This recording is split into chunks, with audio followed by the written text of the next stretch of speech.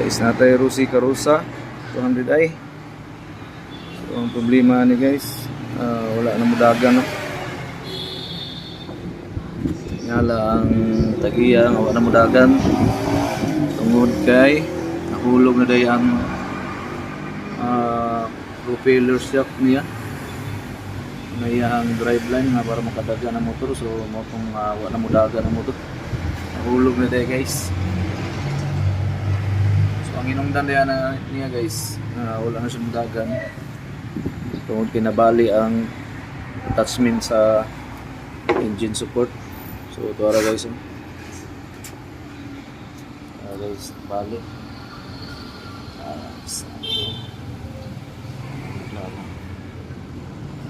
guys, bali attachment niya natin.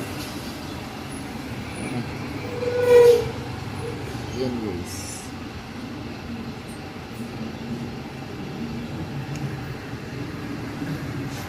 ano siya, attachment niya bali. Buhat na ito na guys, i-building na ito balik, then inpalmihan para maligon. Mo itong inungdan, no, wala mudagan, o mo itong inungdan po nga nahulog ang iyang propeller shaft niya. Kaya disalay na ang makina, action nagkahulog po.